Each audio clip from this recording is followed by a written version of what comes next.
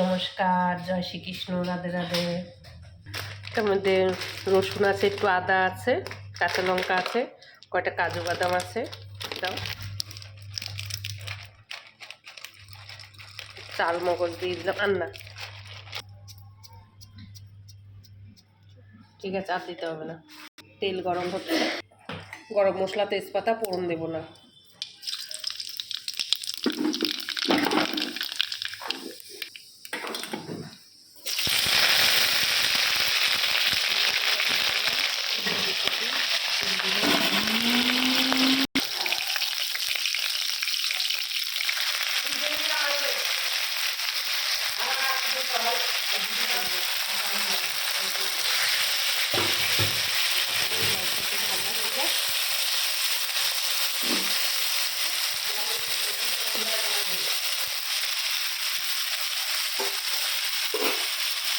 চিংড়ি মাছটা হালকা ভাজা হয়ে গেছে, চিংড়ি মাছটা হালকা ভাজা হয়ে গেছে।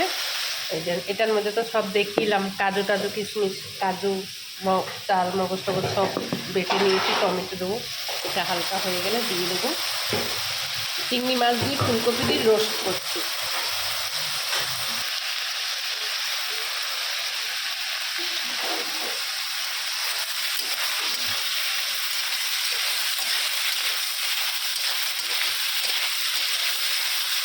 আমি আরও দুবার তিনবার করেছি, ছেলে মেয়েদেরকে এইভাবে করে দিই। ভেজে ওঠাও রাখো এসব আমি করি না পঞ্চায়েতে, একটু শর্টকাটে করি আমি, একটু যত পারি শর্টকাটে করি না, আপনাদেরও সুবিধা হয়। তো ভাজা ভাজা হয়ে গেলে টমেটোটা দিয়ে দিলাম, বাটা আছে পোস্ত করতে, এগুলো দিয়ে দিলাম।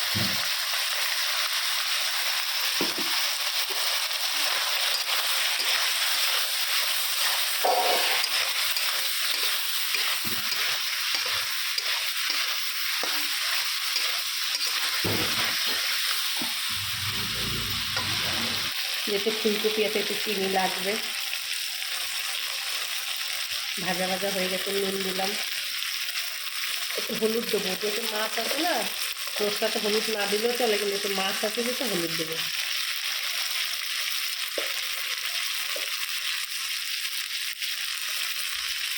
দই নাই, এগুলোতে আমি একদিন দই দিয়েও করছিলাম, দই দিয়ে করছি, দুটি মুখের উপরে কথা, মুখে যা স্বাদ লাগে। দই দিয়েও করবেন, ভালো লাগবে এরকম চিংড়ি। আমি দই দিয়ে ফুলকপি দিয়ে এরকম রোস্ট করছিলাম, বড় বড় করে কাটে, আমি একটু ছোটো ছোটো করে করছি। আমার ছেলেমেয়েরা এইভাবে ভালোবাসে, তাই আমি করছি। আপনাদের মতন আপনারা সুবিধা মতন করে নেবেন। হালকা হোক, জল দিয়ে দেবো। হয়ে গেছে, জল দেবো।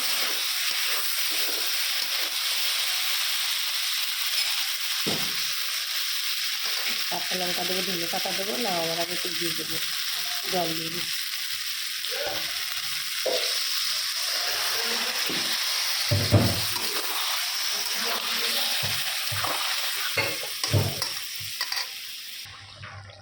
ঠিক আছে, কাঁচা লঙ্কা দেবো,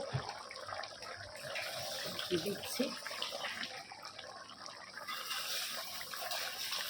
ঘি দিয়ে দিলাম একটু,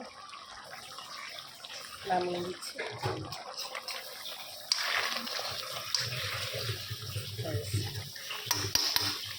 প্লাস নামিয়ে দেবো।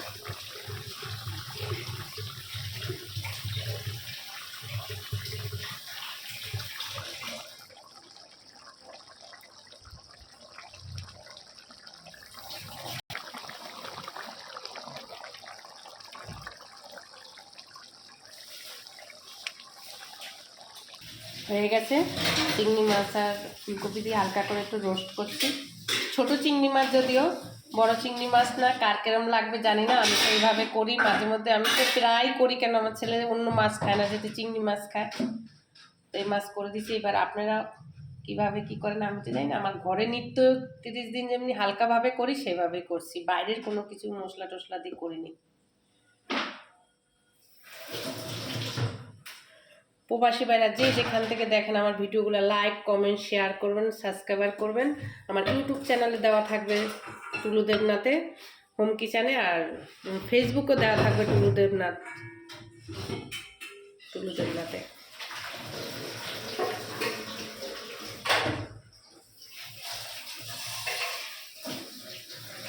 সবাই ভালো থাকবেন, রাখি, নমস্কার।